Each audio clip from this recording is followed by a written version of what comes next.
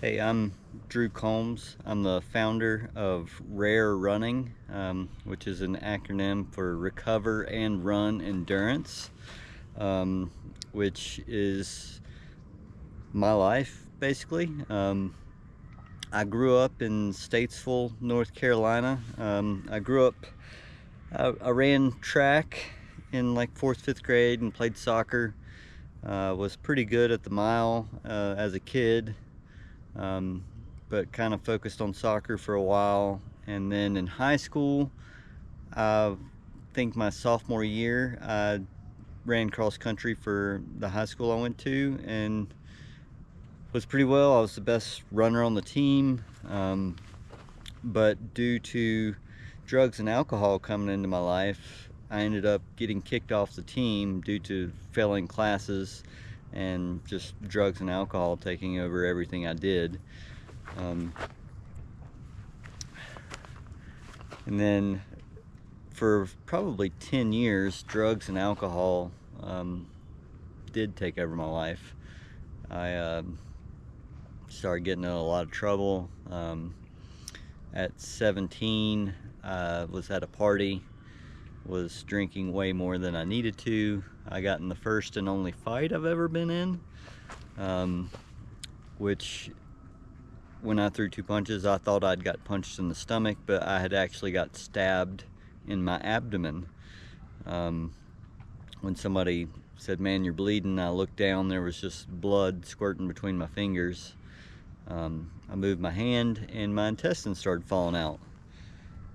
Um, that's when everything kind of went into slow motion, and I kind of came to the next morning in the hospital, and they said that 2 centimeters either way, I would have died instantly. Um, it severed part of my duodenum, which is one of your main intestines, and part of my vena cava, which is the main vein for the lower part of your body. Um, but they said if I hadn't got stabbed, I could have died later from alcohol poisoning because my blood alcohol was 0.36. And you're supposedly at 0.4, your body is supposed to start shutting down. And again, I was 17 years old at the time and was a pretty avid drinker already, and drinking into blackout was already almost every time I drank. I just thought that was how you were supposed to drink. I thought partying was supposed to be fun, and drinking into blackout and waking up having pissed yourself was supposed to be fun. And then a couple DWIs, and several years later, I wound up in rehab in prison in 2008 due to a probation violation. And that is where I found running again. The rehab I was probated to was a 2-year program, and I'd started running again while I was in there.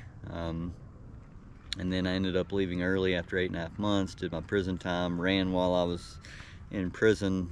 There was a baseball field you could run around occasionally, and got out.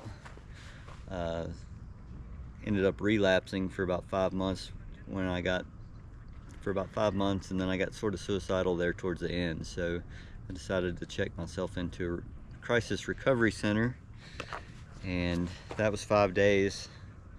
And I got out and decided I wanted to run a half marathon. I knew that I was always good at running. It was something that I knew was healthy for me. My family was supportive of it, and so I ran my first half marathon in 2010, and I got sober March 5th, 2010. That is my sobriety date. Over 16 years sober now.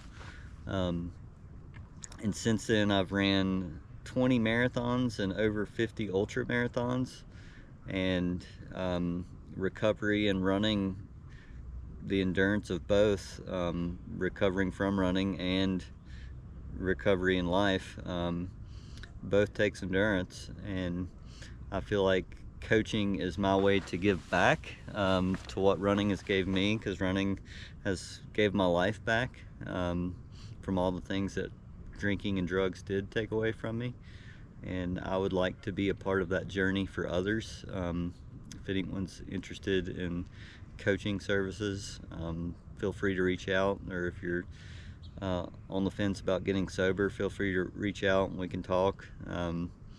But yeah, there's so much more to this story that I'd love to share, but just figure this would be a good introduction about my past and into my present. I'm currently living in Guadalajara, Mexico. My wife and I moved down here about a year ago, and I'm trying to build a coaching service, and so thank you.